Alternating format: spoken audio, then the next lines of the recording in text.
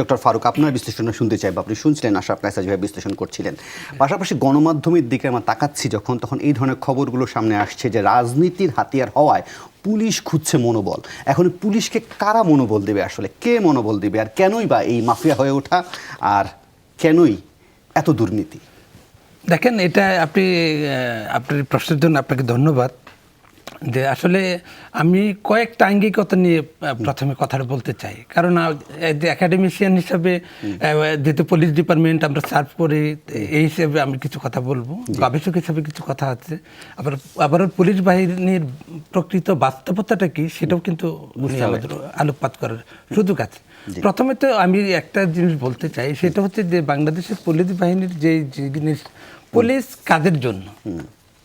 Police কি সরকারের জন্য না জনগণের জন্য? এটা বুঝতে হবে সবার আগে। একই সাথে আমি বিচার ব্যবস্থা নিয়েও কিছু কথা বলতে চাই। পাবলিক প্রসিকিউটর কি গভর্নমেন্টের পারপাস সার্ভ করবে নাকি জনগণের পারপাস সার্ভ করবে? বাস্তব চিত্র কি? আমার আইন কিন্তু বলে কি তারা জনগণের পারপাস, রাষ্ট্র মানে জনগণ, জনগণের পারপাস সার্ভ করবে। পুলিশ বাহিনী কখনো সরকারের পারপাস সার্ভ করার জন্য পুলিশ বাহিনী না।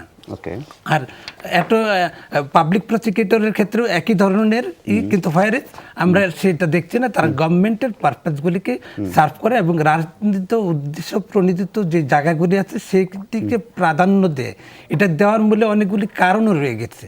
সেই কারণগুলি রয়েছে যেন পুলিশের রিক্রুটমেন্ট থেকে শুরু করে তার পরবর্তী পদোন্নতি, তার ট্রান্সফার, সব কিছু নির্ভর করে তার সরকার এবং যখন যে সরকার থাকে তার মতাদর্শের লোক কিনা সেই জায়গাটা আমরা এখনো ওই পর্যন্ত কি করতে কোনো পরিবর্তন করতে পারি নাই।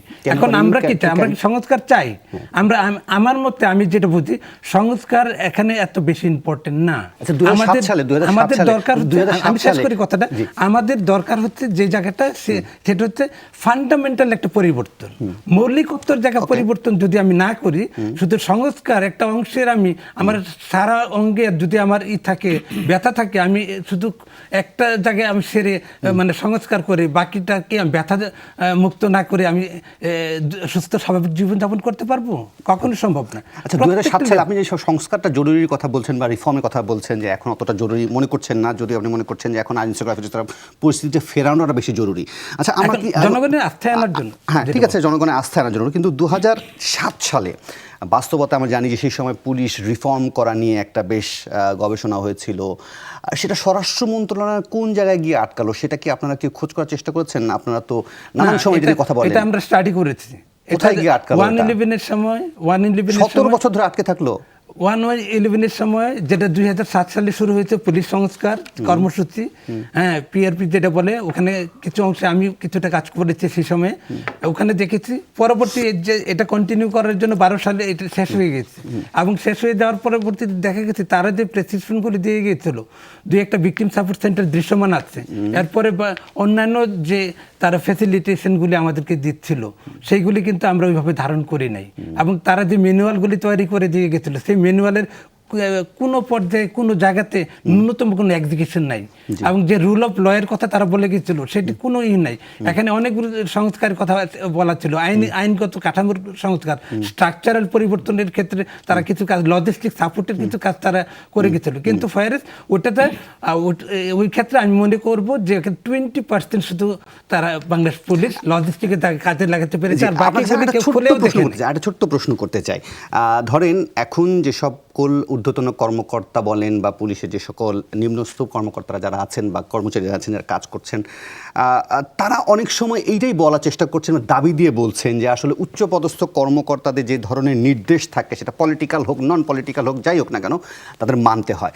এখন পুলিশের সার্ভিস রুলে কি নিশ্চয়ই এই কথাটা তার উল্লেখ থাকার কথা? আমার জানা মতে যে কোনো উচ্চপদস্থ কর্মকর্তার অন্যায় আদেশ সে অমান্য করতে পারে। এখন হচ্ছে দেখেন, পুলিশ বাহিনীটা হচ্ছে একটা সুশৃঙ্খল বাহিনী সারা বিশ্বে, এবং এখানে চেইন অফ কমান্ড দ্বারা সব কিছু পরিচালিত হয়, এবং চেইন অফ কমান্ডে দেখবেন যে এটা চেইন অফ কমান্ড ব্রেক করলে সাথে সাথে তার একটা লোগো পানিশমেন্ট না হলে একটা গুরুতর পানিশমেন্ট কিন্তু ওখানে বিধান আছে, এবং যার ফলে একজন পুলিশ কমান্ডিং অফিসার মানে ঊর্ধ্বতন যে আছে সে যদি নিচের শ্রেণী মানে কাউকে বলে তাকে কিন্তু এটা ভায়োলেট করার কোনো সুযোগ নাই। এবং শুধু এটাই না, আপনি পুলিশের স্টোনে যদি মানে করেন, আমি দেখেছি তো এই জিনিসগুলি, যে একটা ঊর্ধ্বতন মানে অফিসার যদি তার নিম্নের কোনো অফিসারকে ফোন করে, সে যে বলার ছাড়া কোনো একটা প্রত্যুত্তর সে করতে পারে না। এটা রাইট অথবা রং এইটার বলার ক্ষমতা তার ন্যূনতম, তার সাহস থাকলে, নৈতিকতার বল থাকলেও সেটা করতে পারে না। তারা এই কালচারে তারা অভ্যস্ত এবং এই কমান্ডিং এর মধ্যে দিয়ে তাদেরকে প্রশিক্ষণ দেওয়া হয়, যার ফলে এটা পারে না। এবং যে বলে রাইট হোক, রং হোক, বলতেই থাকে। জি বলে গুলি চালিয়ে দেন। হ্যাঁ। ওকে।